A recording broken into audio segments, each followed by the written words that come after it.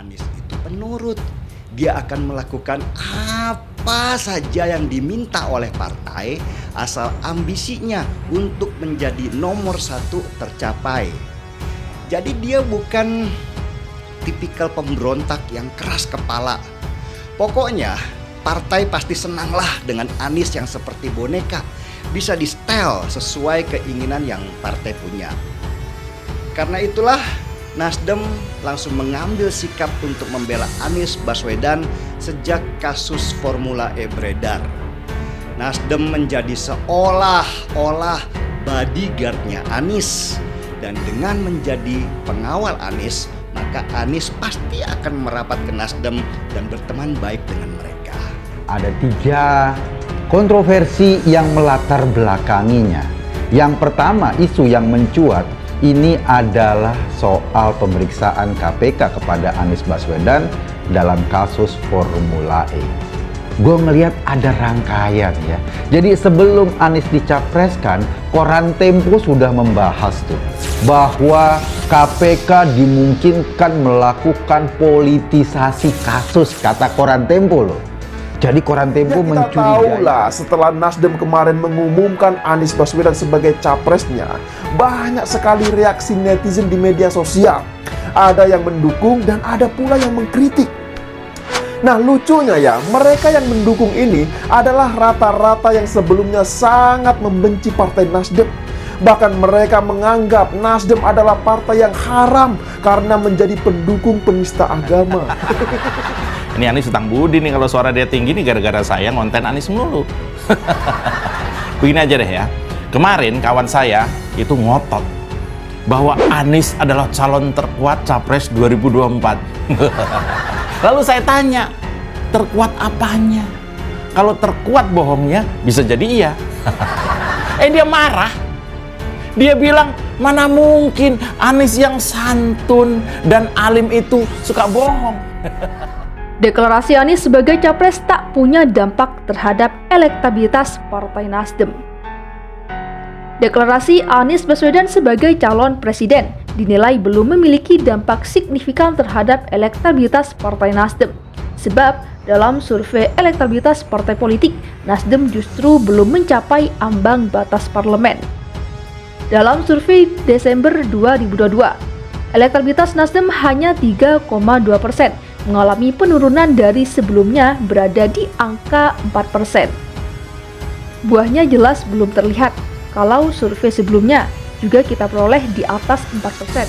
Sekarang Nasdem di angka 3,2%. Kalau ada efek kan mestinya ada kenaikan yang konsisten pada Nasdem, kata Direktur Riset SMRC Denny Irvani saat paparan survei daring Minggu 18 Desember 2022.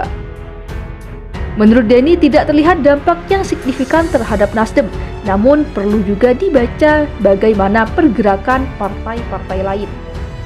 Saya kira sejauh ini, deklarasi itu belum punya dampak menaikkan elektabilitas Nasdem secara signifikan, ungkapnya.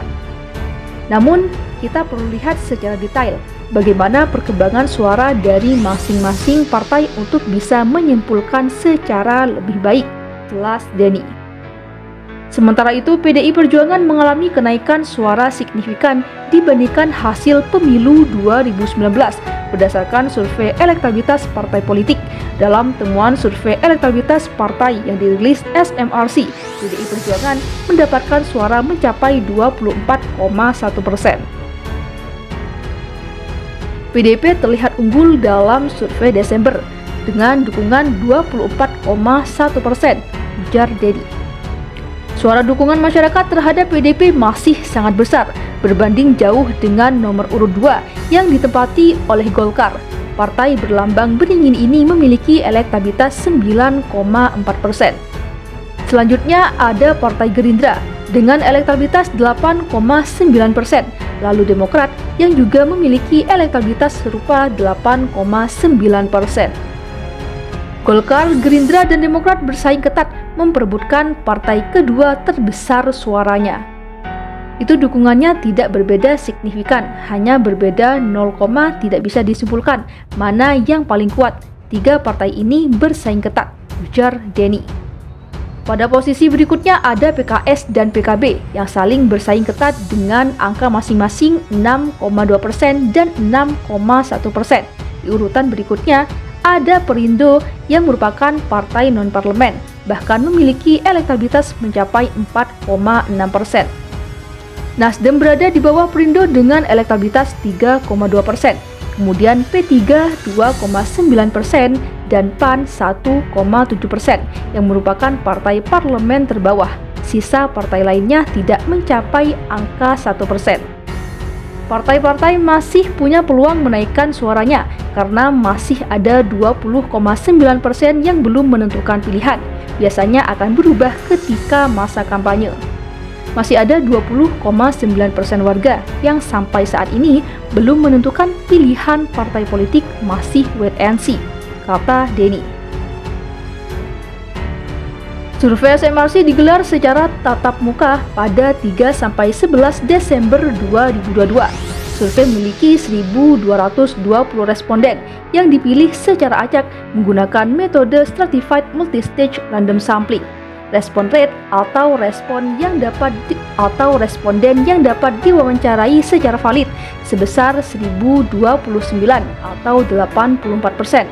Sebanyak 1.029 responden ini yang dianalisis. Margin of error survei dengan ukuran sampel tersebut diperkirakan sebesar kurang lebih 3,1% pada tingkat kepercayaan 95%.